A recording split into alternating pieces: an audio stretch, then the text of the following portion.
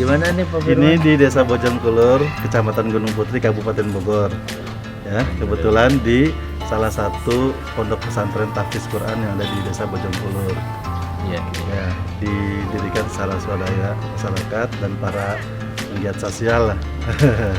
Di antaranya juga murid-murid Ustaz Amang juga. Gitu, nah. Yayasan Fathan Mubina.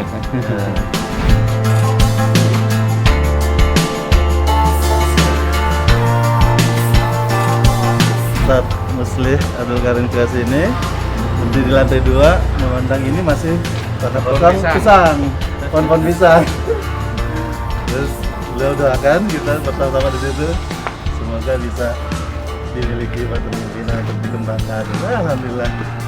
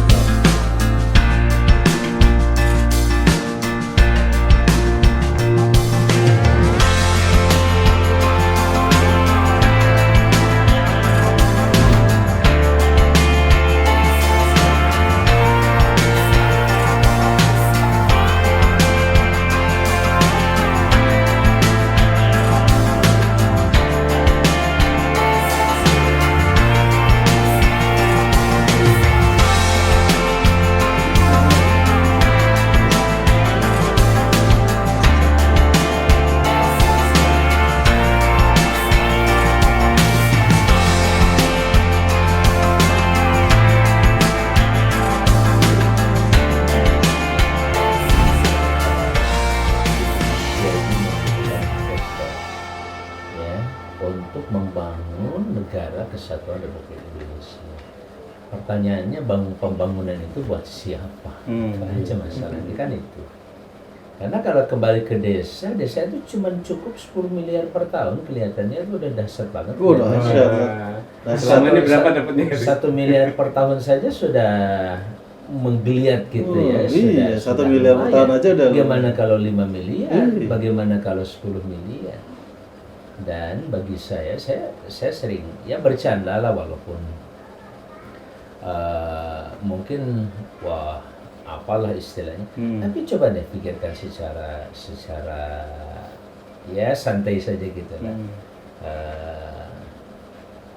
Jadi kalau kita bicara misalkan desa mendapatkan 1 miliar sudah seperti ini, bagaimana kalau 5 miliar? 5 miliar itu kan kali 75.000 saja. Kalau kali 70 baru 350 triliun. Ya kan? Iya. 350 triliun itu kalau 2.000 triliun itu kan belum sampai 20% seperti yang diberikan kepada baru 15%. Nah, kalau pendidikan berbasis desa, setiap desa itu dikasih 1 miliar saja lah buat pendidikan khusus. Kira-kira gimana? Ini kita ngobrol aja langsung ya gitu ya. Dan ini mantan Kades nih, PLT ya Pak Firman sebagai mantan Kades di Bojongkulur ya, Bojongkolor, Bojongkulur, Kecamatan Gunung Putri, Kabupaten Bogor. Ya, kita sering ngobrol-ngobrol dengan berbagai kepala desa untuk memastikan sebenarnya kalau bicara Omnibus Law ini, kira-kira kalau desa perlu nggak ya Omnibus Law ini? Ini kan isu hangat nih, penting saya menggali informasi. Kira-kira kalau isu-isunya kan katakanlah di satu sisi bermanfaat karena Kementerian Desa juga sudah bicara bahwa salah satunya misalkan perizinan, BUMDes itu nanti perizinannya nggak menjelibat, cukup dengan pendaftaran saja. Kalau modalnya tidak terlalu strategis, menengah ke bawah, apalagi UKM itu mungkin dengan modal 1 miliar sudah cukup, saya kira seperti itu. Tapi kira-kira perlu nggak yang namanya Omnibus Law seperti itu? Yes, saya rasa sebetulnya tidak sejelimet itu ya saat di desa itu. Cukup diberikan, kalau memang misalnya tadi mau memberikan perhatian lebih terhadap BUMDes, terhadap ekonomi masyarakat, sebetulnya tidak perlu sampai harus masuk ke dalam paket omnibus law atau tidak perlu memerlukan omnibus law secara keseluruhan. Cukup dengan di Kemendesa kan ada tentang skala prioritas penggunaan anggaran dana desa, atau di Kementerian Keuangan juga bisa mengalokasikan lebih untuk desa gitu kan. Terus kemudian untuk perizinan BUMDes juga bisa langsung ditetapkan saja status hukum badan hukum BUMDes itu seperti apa yang cukup oleh kementerian itu cukup terkait, sama gitu. kementerian terkait sudah cukup sebetulnya. Yang menjadi masalah kan selama ini dibiarkan mengambang, bahkan notaris pun nggak jelas ini BUMDes ini badan hukum tersendirikah atau belum, dia harus membuat PT lagi ya, itu kan masih pro kontra. Jadi sebetulnya cukup dengan pernyataan Menteri Hukum dan HAM misalnya, atau Menteri Keuangan kalau terkait dengan dana desa, kalau terkait dengan pengelolaan BUMDes cukup Menteri Desa gitu, itu sebetulnya cukup. Ya, artinya iklim investasi yang diharapkan melalui Omnibus Law ini kan sebenarnya pertanyaannya kan di situ. Ini untuk kalangan siapa dan di mana? Dominasinya untuk siapa gitu. Kalau di desa kelihatannya tidak terlalu membutuhkan apa ya, semacam Omnibus Law.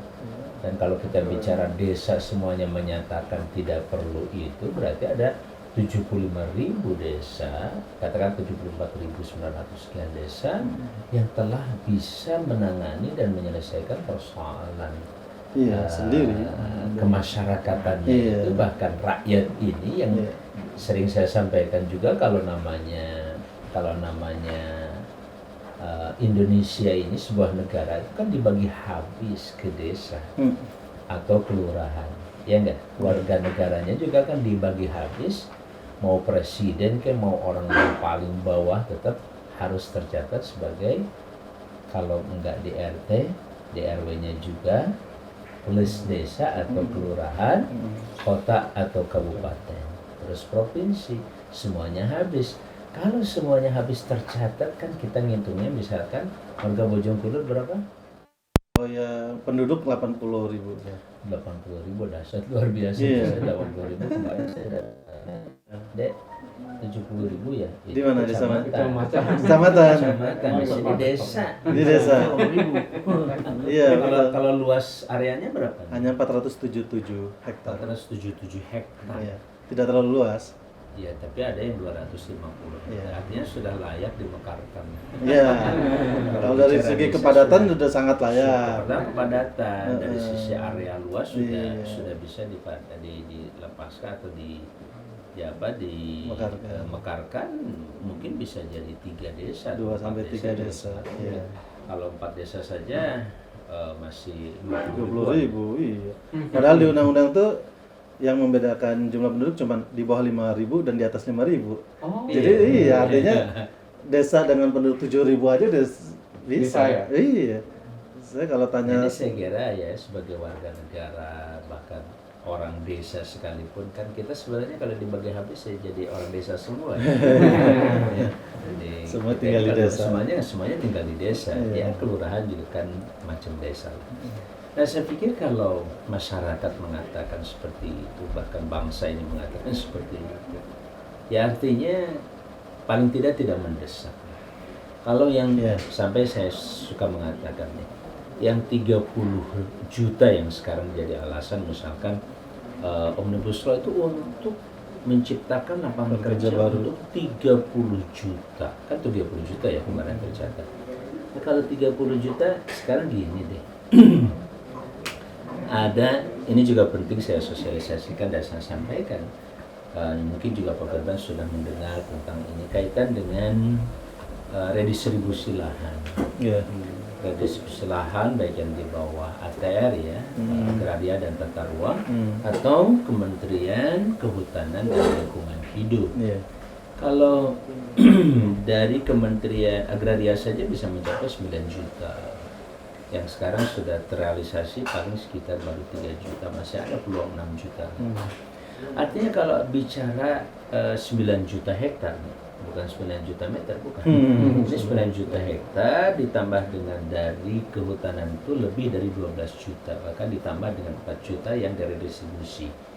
Yang 12 juta itu untuk hutan sosial. Oke lah, kita tambahkan. Berapa 12 juta tambah 4 juta berapa?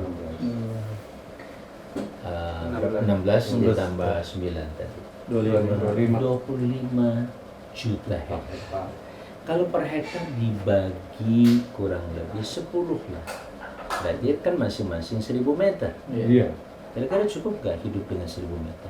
Wah, lebih dari cukup. Sangat Ya cukup. enggak, apalagi di desa yang punya sawah 1000 hektar, 1000 meter, ya kan? Bisa buat macam-macam. Bisa buat macam-macam. Ternak, di situ, tanam. ternak dan sebagainya. Nah sekarang 25 juta dibagi 10 berapa? 2,5 juta. 2,5 juta. Berapa? 2,5 juta.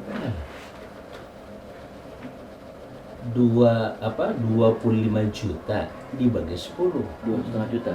Iya. 250. Betul. 2,5 juta. Iya, maksudnya ininya. Kalau kita bicara 1 hektar nih kan 10.000 10.000. dibagi 10, Iya. berarti ada 10 kepala keluarga Iya, kan, iya, atau 1000. dibagi 1000 lah. 1000. Dibagi 1000 berarti berapa? 10 kepala keluarga Iya. kali 25 juta. 250 juta sama dengan penduduk Indonesia. Artinya dengan 20 Bagian juta, semua, ya. dengan 25 juta hektar itu sebenarnya sudah bisa menghidupi 250 juta kepala keluarga. Bahkan udah termasuk anak-anaknya, kalau 250 itu kan Kepala penduduk. keluarga ini. Iya. Iya. Kan 1000 meter itu 1 kepala keluarga, bukan 1 orang. Kalaupun per orang itu dapat dengan 25 juta, kemudian dia mendapatkan sekian. Iya. Kira-kira selesai enggak tuh yang 30 juta tadi? Lewat itu, bukan Iya. cuma 30 juta. Dengan redistribusi tanah tadi, redistribusi lahan kehutanan, agraria, jika tepat sasaran kepada orang yang membutuhkan, yang 30 juta itu tinggal lempar saja. Misalkan ini akan dibuka sekian ribu hektar di sini, oke. Semacam transmigrasi. Iya, Dengan betul. begitu insya Allah selesai 30 juta pengangguran yang mencari pekerjaan. Pertanyaan berikutnya, masih butuhkah Omnibus Law? Halo? Ini bukan provokasi, ini kita bicara logika. Logika tentang Sumber seberapa daya. mendesak sumber daya yang sedang ada Sudah saja kita punya. di bawah pemerintahan sekarang yang memang sangat cerdas. Ya, bagaimana ingin membangun bangsa dan negara ini kita sangat hargai, tapi ada hitung-hitungan yang jauh lebih logis. Kalau redistribusi lahan tadi yang bisa mencapai 25 juta ini diredistribusi dibagi masing-masing 10 berapa tadi?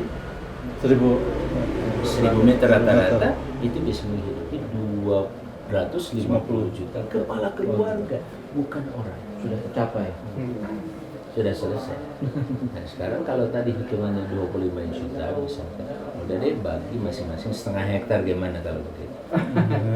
Kalau di masing-masing setengah hektar berapa? 5.000. 50 juta kepala keluarga yang dapat, ya enggak? Ya kan? Iya. 25 juta dibagi 5.000, kan kali 2 mas, ya kan? Nah, dikali setengah kan begitu ya maksudnya. Kalau beli setengah ya berarti 50 juta. Jadi kalau yang 30 juta itu kemudian ditangani dengan 50 juta, selesai seharusnya. Apalagi ini solusinya bukan cuma pekerjaan, dia dapat lahan, dia dapat potensi, jika perlu langsung di-backup oleh negara. Itu contoh-contoh kondisi-kondisi yang penting rakyat dan masyarakat mencoba memahami persoalan-persoalan ini. Nggak cuma ribut dengan urusan buruhnya, tidak hanya cukup dengan urusan-urusan yang lain. Ini logika memahami sebuah kebijakan politik dari pusat ke daerah itu juga penting. Pusat mendengarkan kebutuhan daerah yang sebenarnya apa. Iya, Pak. Sekarang kan Departemen Transmigrasi itu dilebur sama tenaga kerja. Desa. Desa justru. Udah desa. Desa. Dengan desa. Saya Kementerian Artinya Desa. kalau yang tadi misalkan, maaf ya, kalau yang tadi itu ada hutan tersendiri, ada XHGU, hak guna usaha misalkan sekian ribu hektar atau 1000 hektar, itu sudah bisa jadi 2 desa, 3 desa, Iya. 4 desa. 4 desa baru, datangkan yang 30 juta ke situ, bina dengan baik oleh Kementerian Desa. Selesai. Desa dan Kementerian Desa dan tadi transmigrasi bekerja sama dengan ATR, bekerja sama dengan kehutanan, bisa menyelesaikan 30 juta yang sedang mencari pekerjaan. Halo? Tanpa mengganggu pekerja yang sudah ada sekarang. Yang Omnibus Law kan memikirkan yang baru, tapi yang sekarang existing pekerja terancam. Itu juga yang kita khawatirkan justru sebenarnya ini yang akan diuntungkan siapa?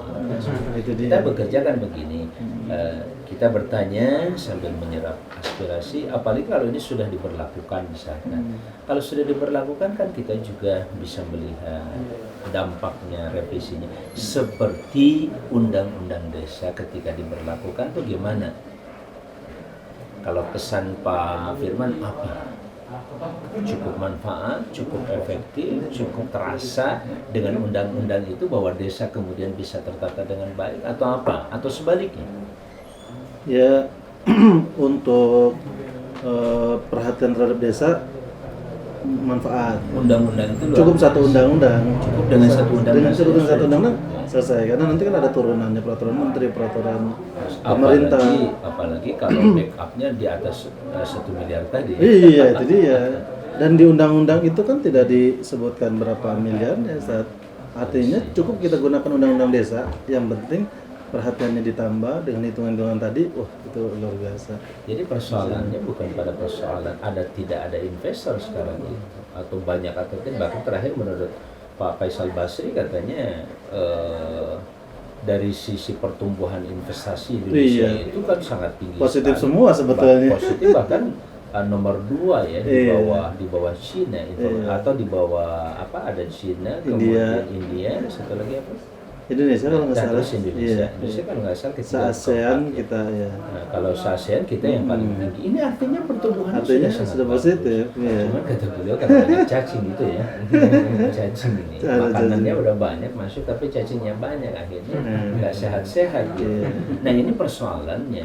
Jadi tidak kemudian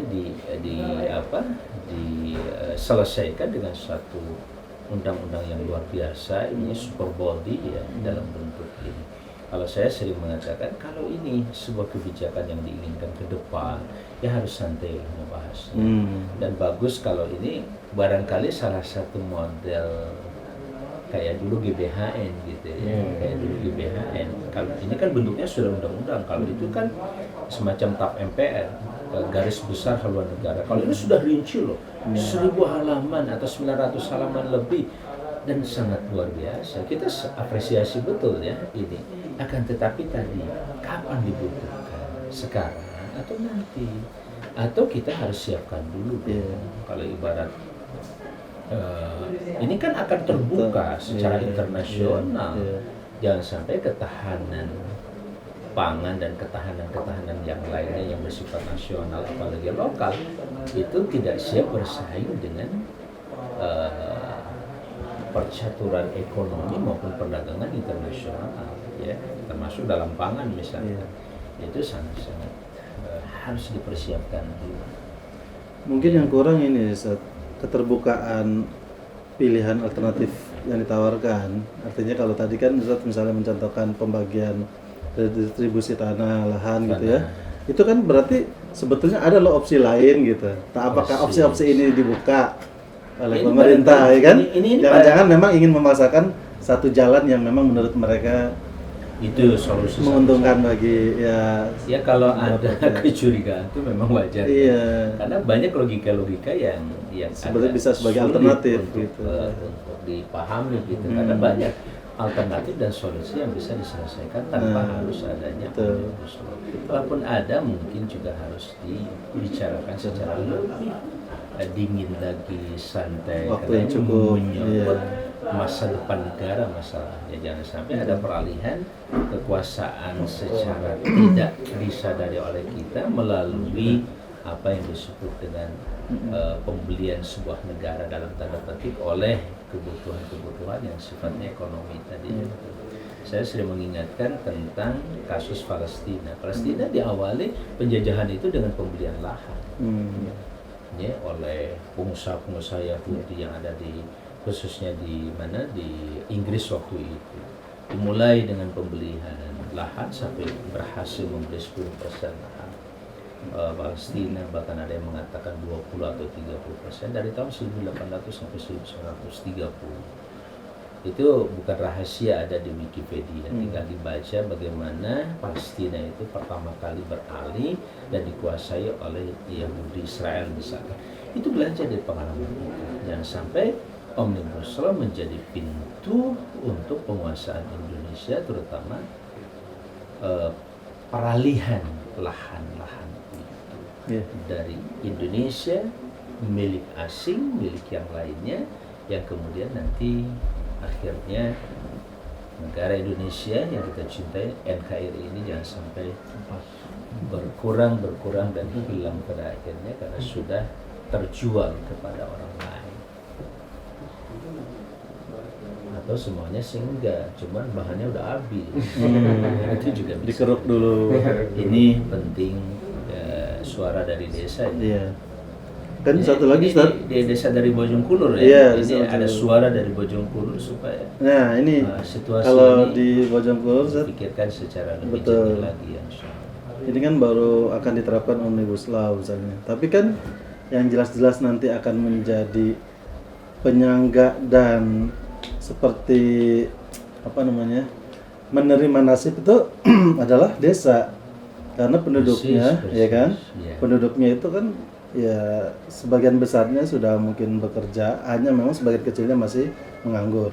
Begitu yang menganggur dapat kesempatan seperti yang ditawarkan Omnibus Law, tapi yang jadi masalah bagaimana nasib yang saat ini sedang bekerja dan terancam itu dengan kebijakan Omnibus Law ini. Nah, mau nggak mau desa nanti yang menjadi pusat tumpuan. Belum lagi permasalahan-permasalahan. Iya, jadi yang menanggungnya ya. nanti desa pasti. Persoalan demografisnya juga terus nanti kemudian desa. termasuk ke kriminalitasnya ketika pengangguran itu akhirnya mengangkat lagi gitu dan seterusnya. Itu desa yang menjadi ketumpuan lah gitu istilahnya. Iya. Dan mampukah dengan ini menyelesaikan yang 30 juta tadi? Itu juga persoalan yang lain.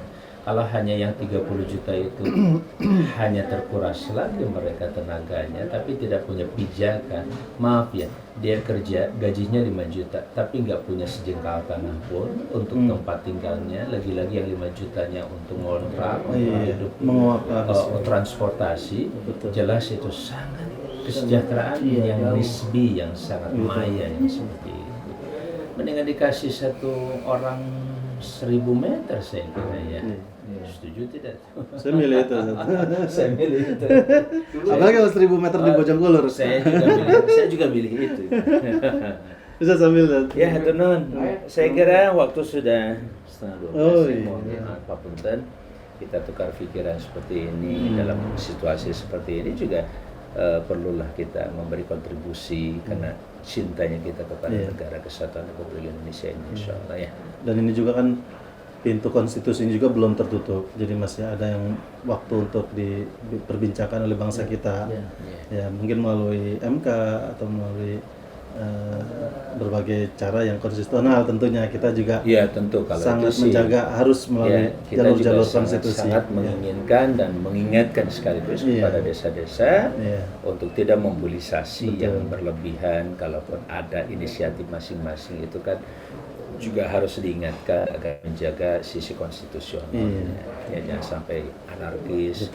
Ya kalaupun ada yang mancing-mancing begitu sekelompok katanya yang berpakaian hitam yang bikin ribut-ribut, ya ada aja orang yang menumpangi kayak begitu. Tapi yang melakukan itu sudah barang tentu harus kita beri arahan ya yang baik supaya tetap santun dan menghormati prosedur perundang-undangan yang ada sih. Kita kalau melalui MK kekhawatiran seperti nanti di Pilpres seperti apa nggak? Ya kekhawatiran itu sangat besar, sangat mungkin. Artinya apa? Tetap prosedur ini karena aturan mainnya begitu ya kita bisa lakukan. Hanya kan masyarakat juga akan menilai seberapa jauh objektivitas yang diputuskan nanti oleh MK. Kita khawatir jadi itu ibroh dari yang Iya sudah betul. Kekhawatiran itu sangat beralasan gitu, karena punya pengalaman yang sebelumnya. Bahkan ketika diputuskan menang oleh MA kemudian dinyatakan batal begitu, itu juga tidak bisa berlaku begitu saja. Pada akhirnya, ya itulah satu dinamika di dalam konteks perpolitikan Indonesia yang harus terus kita benahi dan kita perbaiki. Atur nuhun, terima kasih. Ya. Makasih sudah mampir ke Bojongkulur. Pesantren Mubina.